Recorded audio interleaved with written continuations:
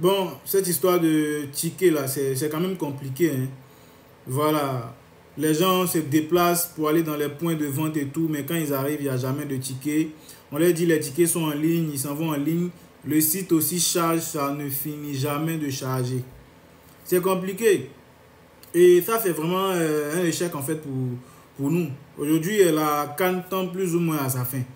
Donc, il faudrait que les autres pays s'en inspirent et que ce genre d'incident n'arrive pas.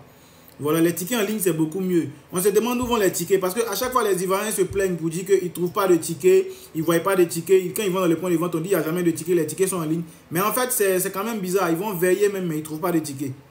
Voilà, on ne sait pas. Mais les stades sont toujours remplis. On ne sait pas qui prend les tickets pour partager. Le souci aussi, c'est que moi, je vois plus ou moins des postes, des gens qui organisent des convois pour aller au stade. Et dans le convoi, quand tu payes, il y a plusieurs niveaux. Il y a VIP, il y a tant, il y a VVIP, il y a tant. Et quand tu payes, en fait, dans le convoi, là, c'est-à-dire que l'argent que tu vas payer, il y a le ticket dedans, en fait. Bon, eux, là, où ils enlèvent leur ticket, en fait. Où ils enlèvent leur ticket. Après, la COCAN a dit que non, il y a des partenaires aussi de la CAN et tout. Voilà, voilà, on leur remet un certain nombre de tickets et tout.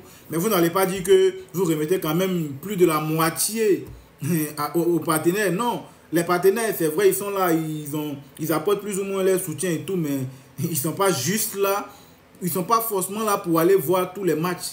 Voilà. Ils ne sont pas forcément là pour avoir tous les matchs, pardon. Et vous avez d'autres choses que vous avez quand même donné aux partenaires, comme des maillots, des équipements et tout. Voilà, voilà. Donc, tout ça, ça remplace aussi plus ou moins les tickets. Ce n'est pas seulement les tickets que vous donnez aux partenaires. Mais aujourd'hui, c'est compliqué pour avoir les tickets. Or, c'est la chose qui devait être la plus simple possible pour que tout le monde puisse avoir accès. Des gens même qui ont les deux pieds, qui ont les deux bras, gens qui ont tout, ils n'arrivent même pas à avoir les tickets. Donc, vous ne pensez même pas aux handicapés. Donc, imagine pour les handicapés physiques qui n'ont pas peut-être tous leurs membres vraiment en forme, qui ne peuvent pas forcément se déplacer. Si les tickets étaient vraiment en ligne, depuis chez eux, ils pouvaient déjà commander leur ticket, passer leur commande en ligne, avoir leur ticket par mail, et puis bah, tranquille, même si c'est à la veille de la compétition, tranquille. Mais c'est difficile en fait pour avoir les tickets, c'est vraiment difficile. Mais les stades sont toujours remplis. Bon, qui partage les tickets? Ou bien les gens ne vont pas vraiment dans les vrais points de vente, on ne comprend pas. Mais la CAN est déjà finie. Parce que c'est le dernier jour demain, c'est la dernière compétition qui se jouera demain. Donc moi, tout ce que je peux dire, que les autres pays, là, en fait, ça sert de leçon aux autres pays. Voilà. Vous mettez un stock en ligne, les gens vont aller commander. Une fois que c'est épuisé, le serveur dira que c'est épuisé. Mais quand vous dites que les tickets sont dispo dans les points de vente, et quand on va dans les points de vente, on n'arrive pas à avoir des tickets, c'est compliqué. Et quand on va dans les points de vente, on nous dit que non, les tickets sont en ligne. Quand on va en ligne, le site ne fait que charger. Les gars, prenez des bons maintenanciers, prenez des bons informaticiens pour bien faire les choses. C'est de ça qu'il s'agit. Parce que plus ou moins, les gens se sont déplacés plus ou moins pour venir voir la CAN, oui. Mais en même temps, ils font du tourisme. Mais le plus important, en fait, le but même, c'est la CAN. Donc, les gens ont envie d'être dans les stades, de vivre plus ou moins l'ambiance, de vivre plus ou moins, en fait, l'euphorie, en fait, de la CAN dans les différents stades.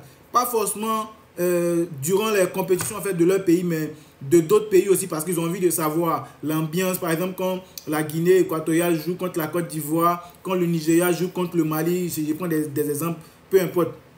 Mais si ils n'arrivent pas à avoir accès, imagine que les Ivoiriens eux-mêmes n'arrivent pas plus ou moins à avoir des tickets. Donc les Nigériens par exemple qui viennent en Côte d'Ivoire, qui ne comprennent pas le français, qui parlent uniquement anglais. Donc s'ils n'ont pas de connaissances, mais s'ils n'ont pas de réseau vraiment suivi, ça veut dire qu'ils auront des difficultés à avoir même des tickets, à part de ceux qui sont venus avec le staff.